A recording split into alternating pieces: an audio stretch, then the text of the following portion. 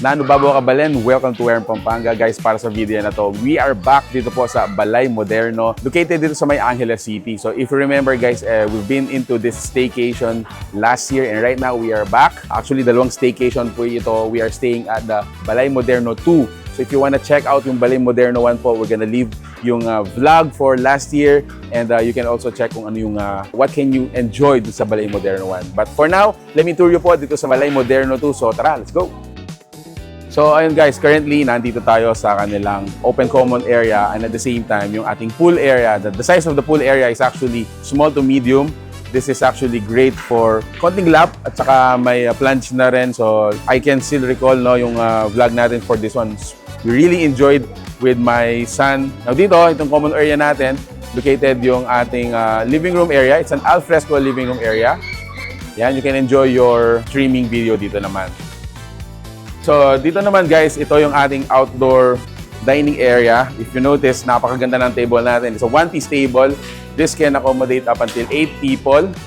And moving forward dito naman, ito yung ating recreational area. If you notice, Luis na nag-enjoy sa ating billiards. Tapos dito yung ating kitchen plus counter table dito. So you can place your food here. You can prepare. Pagkatapos nun, you can clean up your dishes dito.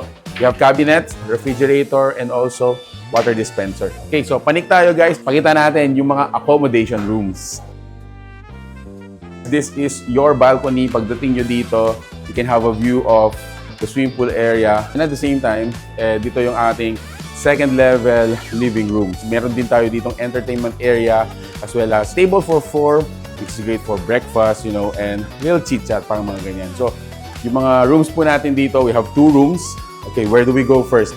So, sa mga hindi pa po nakakalam, this is the largest room actually na makikita nyo sa mga staycation. Tingnan nyo. This is what I'm talking about, guys.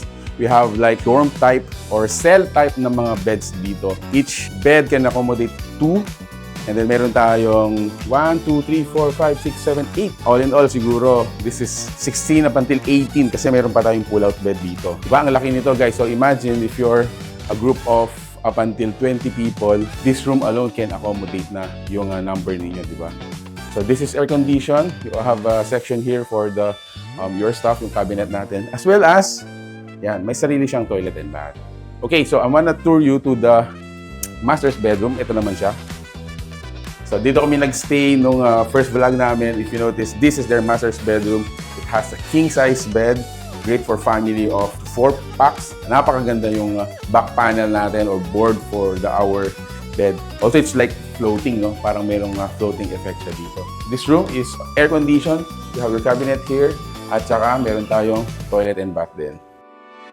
Let's go outside. Alright, so once again, guys, thank you so much for being with us in this video and we would like to thank Balai Moderno for inviting us again for the second time. Sabi ko nga doon sa introduction natin, so meron tayong dalawang unit dito. The first one is the Balai Moderno 1 and then the Balai Moderno 2. So ayun guys, if you're interested to know more about this place, yung rates po niya and booking dates availability, go check out the fan page we're gonna be including in the fan page below. At least po, we're gonna have a direct contact with them if they have a promo as well as their current rate as of vlogging this video. So thank you so much for watching Warren, Pampanga. Until our next discovery, peace out. Bye guys.